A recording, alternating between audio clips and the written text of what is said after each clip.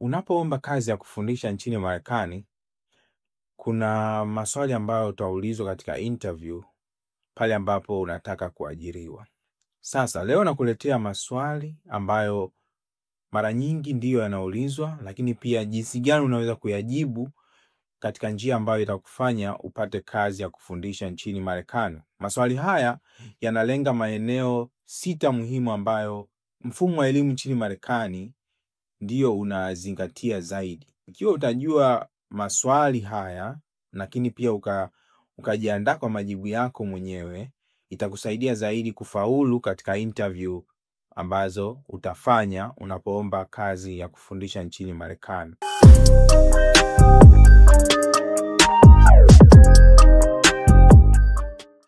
Sasa basi, ni maeneo gani haya 6 muhimu ambayo nitakwenda kuzungumzia leo?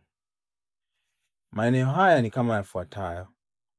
Nitatumia lugha ya Kiingereza kwa sababu hata katika interview utaulizwa ni maswali ni ya Kiingereza. Kwa hiyo inabidi ujue kuzungumza Kiingereza vizuri unapoenda kufanya interview hizi. Maeneo haya muhimu ni kama classroom management. Eneo la pili nitaenda kuzungumzia leo ni teaching strategies and student engagement. Eneo la tatu ningeliongelea leo ni jinsi gani unaweza kuwasaidia wanafunzi wenye uhitaji maalum, special needs. Eneo la 4 ni parent communication and collaboration. Eneo la 5 tunazungumzia assessment and student progress. Na eneo la 6 ni technology in classroom. Jinsi gani unatumia teknolojia unapofundisha. Mara nyingi unapokwenda kufanya interview kwa ajili ya kupata kazi nchini Marekani, utaulizwa maswali ambayo yanahusu classroom management. Jinsi gani wewe unaweza kuongoza darasa lako, kusaidia wanafunzi wako wajifunze bila kuwa na tatizo lolote darasani. Sasa katika maswali haya ambayo yanahusu classroom management, moja wapo unaweza kaulizwa, how do you handle classroom discipline? Hapa nataka kujua jinsi gani wewe unadili ama unashughulika na swala la nidhamu katika darasa lako. Jambo moja ambalo linasumbua walimu wengi nchini Marekani ni jinsi gani ya kushughulika na nidhamu darasani. Wanafunzi wengi wanakuwa ni watukutu, wasiosikiliza, na hii ni kwa sababu wanafunzi wana uhuru wa kuvaa nguo wanazotaka. Wanafunzi wana uhuru wa kuja na simu shuleni. Wanafunzi wana uhuru pia wa kujieleza waziwazi bila kuogopa. Kwa hiyo jambo hili linafanya wanafunzi wengi kuwa na tabia mbaya. Mara nyingi principals ama hawa wakuu wa shule wanataka kujua mwalimu ambaye wanamleta anaweza kushughulika na swala la nidhamu darasani. Sawa, jambo lingine ambalo nilisema ni swala la teaching strategies ama student engagement. Hapa wanataka kujua nini? Hapa wanaweza kukuuliza maswali kama, how do you differentiate instruction for students with different learning needs? Je, wewe ni mwalimu ambaye unaweza kutofautisha activity mbalimbali ama zile shughuli za darasani kuendana na watoto? Kwa mfano kuna watoto ambao labda wana matatizo ya kuona vizuri, wana matatizo ya kuandika vizuri, kushika kalamu vizuri hawawezi.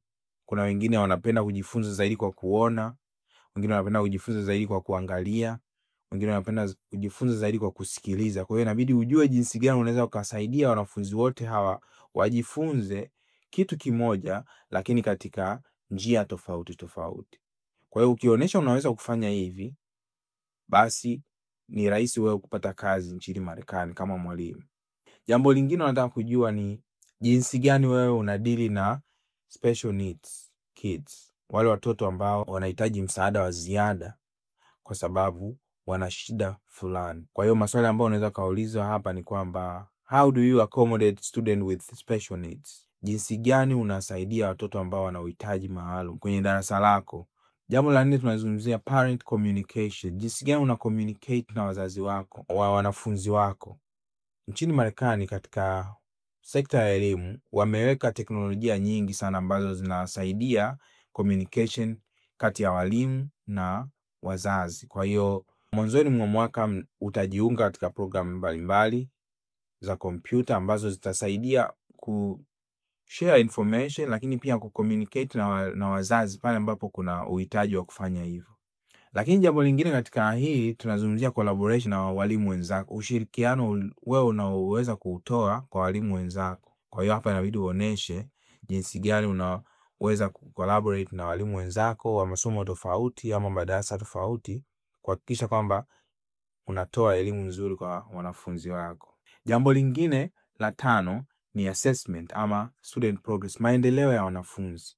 Kwa hiyo inabidi ujue jinsi ya kuweza kuassess watoto vizuri na kuonesha progress yao. Kwa hiyo katika kila term kuna ripoti ambazo utakuwa unaandika, maybe 2 ama 3, inategemea na shule ambayo utaenda, kuonesha progress ya watoto walipotoka, sehemu waliko na wanakoelekea, kwa sababu mwisho wa siku shule zinafanya competition at the end of the year, kuonekana shule gani ilifanya maendeleo zaidi na shule gani ambayo haikufanya maendeleo sana. Kwa hiyo unaweza kuuliza maswali kwamba kama vile what do you do if a student is struggling, ama how do you assess student learning? Umeona? Kwa hiyo unabidi ujiandae kwa majibu ambayo yataonesha unaelewa jinsi gani ya kufanya assessment na ni umuhimu wa assessment kwa wanafunzi wako. Jambo la 6 ni technology in classroom. Nchini Marekani katika madarasa ya shule kuna teknolojia nyingi sana. Kuna kompyuta, kuna TV, kuna ubao ule wa smartboard, kuna vitu vingi. Kila mwanafunzi unakuta ana kompyuta yake, mwalimu na kompyuta yako, kuna ubao wa smartboard. Kwa hiyo wanategemea mara nyingi utumie hizi teknolojia na ujue jinsi ya kuzitumia. Kwa mfano unapofika nchini Marekani, mara nyingi kuna teknolojia mpya ambazo hujawahi kukutana nazo. Kwa hiyo itabidi ujifunze mapema ili uweze kuzitumia. Lakini na imani hata hapo ulipo sasa hivi unapofundisha kuna teknolojia kadhaa ambazo unazitumia. Kwa hiyo katika maswali haya unaweza kuulizwa, unaweza ukataja mojawapo ya teknolojia unazozitumia. Kwa mfano wanapenda kuuliza swali kama how do you integrate technology into your teaching? Jinsi gani wewe unatumia teknolojia unapofundisha. Kwa hiyo inabidi ujue baadhi ya teknolojia, kwa mfano kama Google Classroom, Canva. Hizi ni baadhi ya teknolojia ambazo zipo bure kwa ajili ya walimu kutumia. Kwa hiyo inabidi uwe na ujuzi at least wa teknolojia moja ili uweze kuielezea vizuri unapoulizwa swali hili. Kwa hiyo hayo ndo maeneo 6 ya msingi ambayo interview utayofanyiwa ya kuomba kazi ya walimu nchini Marekani lazima utaulizwa, kama sio yote basi katika maeneo 4 niliyokutajia. Asante kwa kunisikiliza, tukutane wakati ujao.